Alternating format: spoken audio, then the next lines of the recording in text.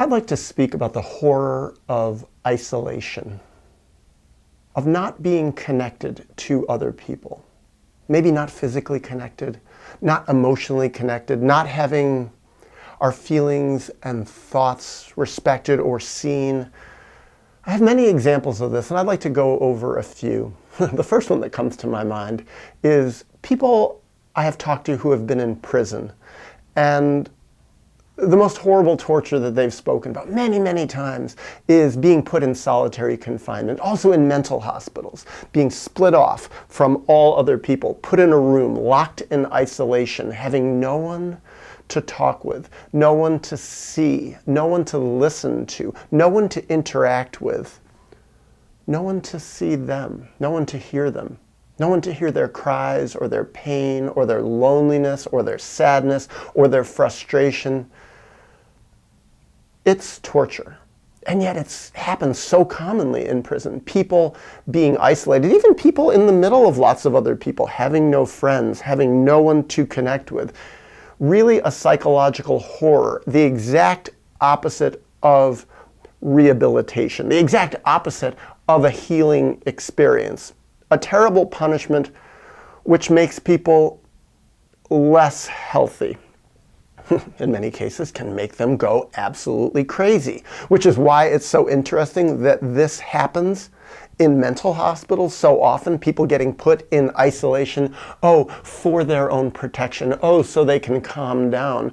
And yet it's actually a psychological horror that can rip them apart at the seams and make them go more crazy, which begs the basic idea of why they got put in that mental hospital in the first place. If they're having social issues, if they're having problems with ancient historical stuff coming up, having problems relating to other people or fitting in the world or fitting in their own life, getting put in a place which further isolates them, sometimes to an extreme.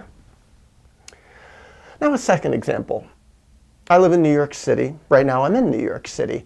And in my neighborhood, there are a few different disbursement centers for African immigrants, migrants, refugees. There's so many Africans in my neighborhood, and I talk with them. Most of them are from French West Africa. I speak French, not perfectly, but I speak it well enough, and I talk with them. And one phenomenon I see is basically, in my mind, in my formulation, these refugees, these migrants, undocumented people, fall into one of two categories. And the two categories are, first, the people who are there with friends or family, or have made friends, often people from their own tribe, someone who they can bond with, who they can talk with, who they can interact with. And this first category of people tend to be much more happy, tend to be much more well-adjusted. They say things like, we're just waiting until we get processed. We don't know what's going to happen. It's very stressful. We've come through a very stressful experience, but it's not so bad. And they talk all at the same time, and they all want to talk to me together, and they talk with each other. Often they come from the same place. They know people in common. They are not isolated. Or they're isolated. They're very isolated in this culture, which is totally different from theirs. But they're much less isolated because they have each other. They have a little pocket, a little world where they can rely on each other, mirror each other, talk to each other, share feelings. And then there's the other category of some of these guys who are all alone. And they look like hell.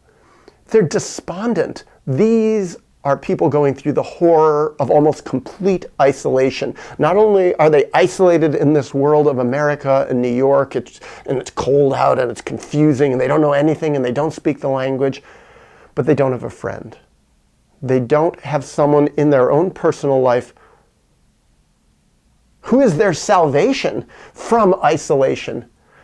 And these people are cracking at the seams. I see some of them in the process of going crazy. Literally, they're just breaking apart because it's too painful. It's too horrible. It's like they're dying, basically, on a psychological level. And even like just walking around, just walking past a whole group of 100 of them, I think it doesn't even take a lot of sophistication to see which category these people fall into. Who's smiling, who isn't, who looks like they want to just cry but can't because no one could even hear their tears, and who looks like they're kind of like, oh, just making the best of this kind of sucky situation. So that's another category, another group of people where I see isolation. But then I want to talk about the third one that's actually most personal for me in my own history. And I think relates most clearly to the subject of this YouTube channel in general. And that's children who are isolated in their own families of origin. Children who are born healthy, born alive, have their feelings, have their full range of feelings, have their passion, have their creativity, and yet born into families that can't mirror that, can't see that, can't accept that. Parents who themselves are traumatized, who are split off, who get threatened by the passion and the life force of this beautiful, perfect little being who they've created, and who they can't tolerate. And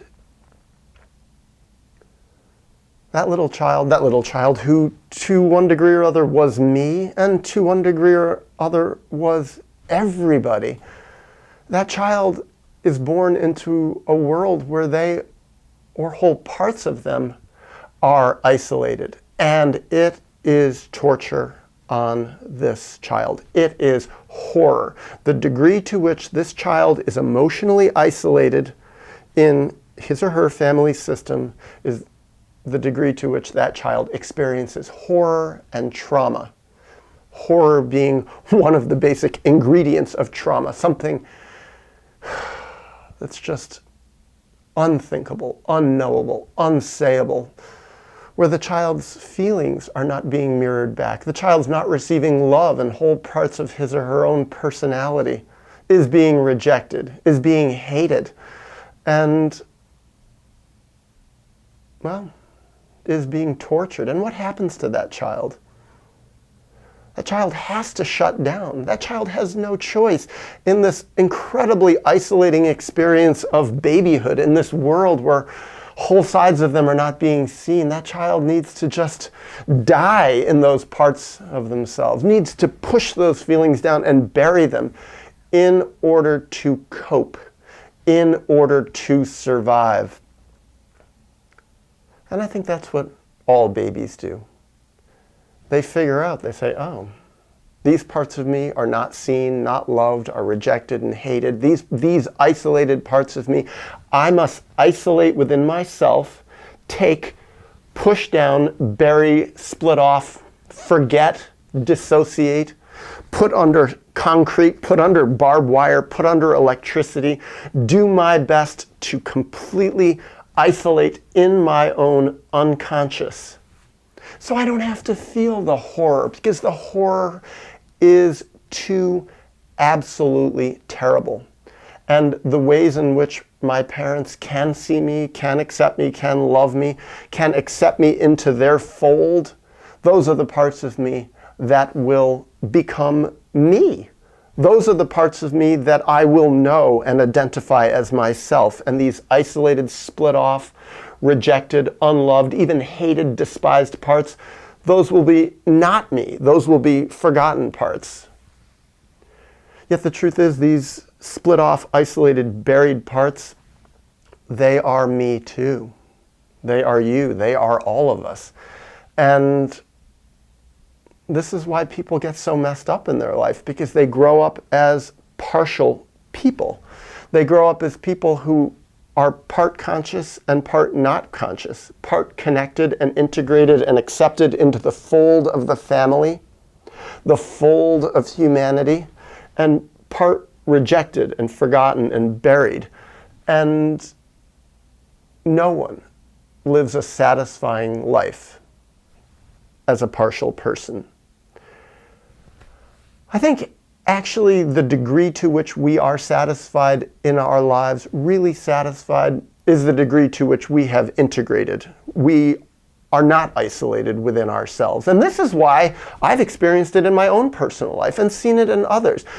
The more we heal, the more we bring up our split off sides, our traumatized sides, grieve them, bring them back into the fold of ourself, learn to love ourselves and see ourselves, the more we love our life and have passion and have our life force and have our creativity and have a sense of meaning and purpose in this crazy thing we call existence, in this crazy screwed up world.